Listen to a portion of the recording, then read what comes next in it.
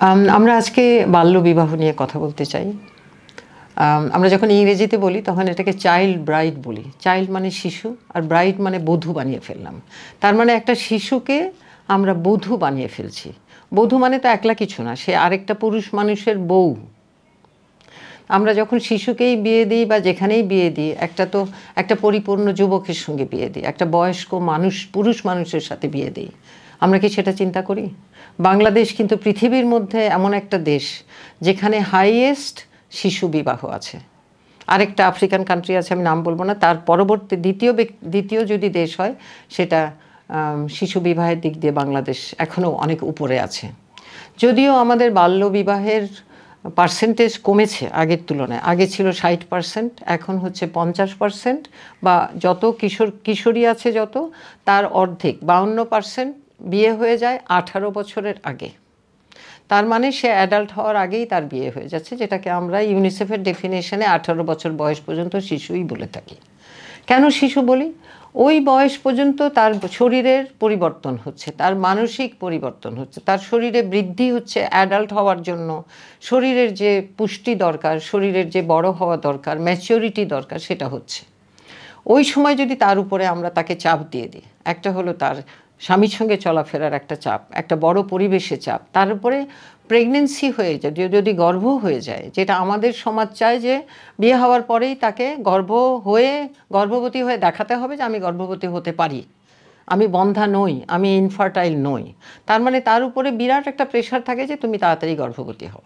এদিকে তার মানে কি হলো, 18-র আগেই তাকে গর্ভবতী হতে হচ্ছে, যেহেতু দুইজনের মধ্যে একজন 18-র আগে কিন্তু বিয়ে হয়ে যাচ্ছে। এবং তার মধ্যে আমরা দেখছি যতজনের বিয়ে হচ্ছে তার মধ্যে 3 জনের মধ্যে একজন হয় মা হয়ে যাচ্ছে অথবা গর্ভবতী হয়ে যাচ্ছে। এখন এই গর্ভটা কিন্তু আপাত দৃষ্টিতে শুনতে ভালো লাগে, কিন্তু আমি ডাক্তারি মতে যদি একটা দেখি, একটা কিশোরী যার শরীরে পরিপূর্ণতাটা এখনও আসেনি, তাকে যদি আমি তার জরায়ুর মধ্যে এত বড় একটা বাচ্চা দিয়ে দিই, আপনি চিন্তা করেন, তার সম্পূর্ণ শরীর, শারীরিক, মানসিক সব কিছুর উপরে একটা এক্সট্রা লোড, একটা এক্সট্রা ওজন দিয়ে দেওয়া হলো। এবং এই ওজন তার পুরো সিস্টেমের মধ্যে, তার সার্কুলেটরি সিস্টেম, তার হরমোনাল সিস্টেম, তার ইউটেরাসের সিস্টেম, সব কিছুর উপরে তার উপরে একটা বিরাট বড় একটা চাপ। সে কিন্তু এখনও বড় হয়নি। তার কিন্তু যে পেলভিস, সেই পেলভিসটা কিন্তু 18 বছর বয়সের পরেও 21 বছর পর্যন্তই বড় হতে থাকে। সুতরাং আমরা যদি ছোট পেলভিসের মধ্যে একটা বড় বাচ্চা ঢুকাই দিই, তখন কি হবে? তখন ডেলিভারির সময় বাধাগ্রস্ত প্রসব হবে, বাধা হয়ে যাবে। কারণ জরায়ুর মুখ তো বড় হয়নি, মানে ইউটেরাসের মুখ, পেলভিসের মুখ বড় হয়নি যেখান দিয়ে শিশুটা বের হয়ে আসবে। তখন কি হচ্ছে, তখন শিশুর যে হাড়ের মতো মাথা আর মায়ের যে পেলভিসের হাড়, দুটার মধ্যে যে অংশটা নরম অংশ থাকে, সেটা অনেক জায়গায় পায়খানার দিকটা থাকে পেছন দিকে, উপরের দিকে থাকে ব্লাডার।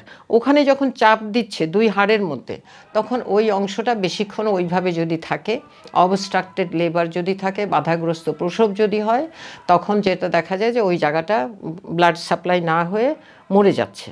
আমরা আঙ্গুলকে যদি সুতা দিয়ে বেঁধে রাখি, একদিন দেখবেন কালো হয়ে গেল, তারপর মরে গেল, তারপরে খসে পড়ে যায়। তখন ওই মায়ের হয় ব্লাডারের অংশ যেটা চাপ পড়ে ওটা খসে পড়ে যায়, অথবা পায়খানার রাস্তার যে অংশটা চাপ পড়ে সেটা খসে পড়ে যায়। তখন কি হয়, এই অবস্থাটাকে, ডেলিভারি হয়ে গেল, তারপরে দেখা গেল যে খসে পড়ে যাচ্ছে, তার গা দিয়ে হয় পায়খানার গন্ধ বেরোচ্ছে, না হলে তার পেশাবের গন্ধ বেরোচ্ছে। তার হয় রেক্টোভেজাইনাল ফিস্টুলা হয়েছে অথবা ভেসিকোভেজাইনাল ফিস্টুলা হয়েছে পেশাবের রাস্তায়। এখন একটা চিন্তা করেন, একটা 18 বছরের কম বয়সী মেয়ে, কোলের মধ্যে বাচ্চা, আর তার গা দিয়ে পেশাবের গন্ধ বেরোচ্ছে, নাহলে পায়খানার গন্ধ বেরোচ্ছে। ওকে ঘরে কে রাখবে? ওই স্বামী রাখবে? রাখবে না। ওকে গোয়াল ঘরে পাঠিয়ে দেয়, তারপরে 2 দিন পরে বলে বাপের বাড়ি চলে যাও। আমরা বাবা মারা চিন্তা করি না যে এই কম বয়সে বিয়ে দিয়ে এই মেয়েটাকে আমি কোথায় পাঠাচ্ছি। এমন জায়গায় পাঠাচ্ছি তার গোয়াল ঘরেও জায়গা হয় না। বাপের বাড়িতে গিয়ে ফকিন্নির মতো ঘুরে বেড়াতে হয় তাকে। দেখবেন রাস্তায় ঘুরে বেড়াচ্ছে, রাস্তাতেও ঘুরে বেড়াতে দেয় না, কেন? গায়ের গন্ধিতে পেশাবের গন্ধ, নাহলে পায়খানার গন্ধ। কোথায় যাবে এই মেয়েটা? আমরা কি নিজেদেরকে দায়ী মনে করি যে আমরা এই 18-র আগে বিয়ে দিয়ে দিলে এরকম একটা অবস্থা হলে এই নারীটার যে অবস্থাটা হবে তার জন্য আমার কি শাস্তি হতে পারে? আমি আজকে মিষ্টি কথা বলার দিন নয় আমার।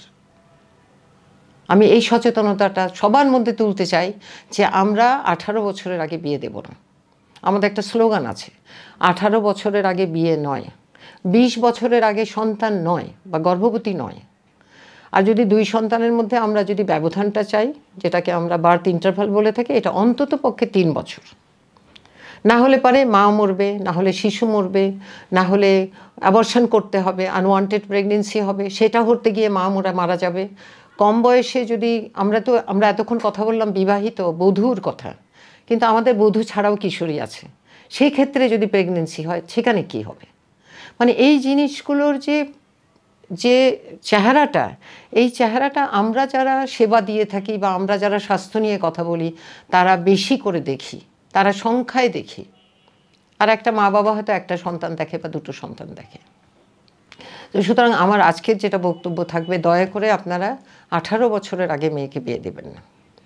আরেকটা কি হয়, আমরা 18 বছরের আগে মেয়েকে বিয়ে দিলে কি হলো, মেয়েকে স্কুল থেকে প্রেগনেন্ট হয়ে গেলে স্কুল থেকে ছাড়াই দিল, আর তো পড়া বন্ধ হয়ে গেল।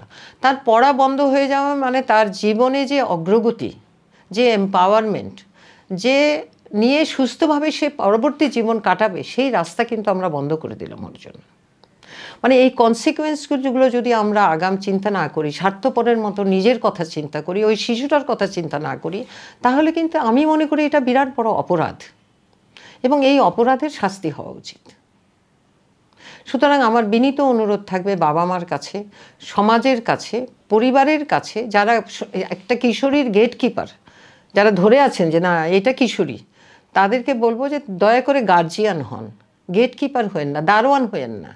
গার্জিয়ান হয়ে তাকে সাপোর্ট দেন, তাকে বড় হতে সাহায্য করেন, তার শরীর বড় হতে সাহায্য করেন, তার মনন বড় হতে সাহায্য করেন, তাকে একটা উপযুক্ত সিটিজেন হিসাবে বড় হতে তাকে সাহায্য করেন এবং নারী আর পুরুষের মধ্যে যে বৈষম্য, সেই বৈষম্যটা যতখানি সম্ভব কমিয়ে নিয়ে আসার চেষ্টা করেন। তবেই আমরা একটা সুস্থ দেশে, একটা সুস্থ পরিবারে, একটা সুস্থ মানুষকে নিয়ে আমরা বেঁচে থাকতে পারবো।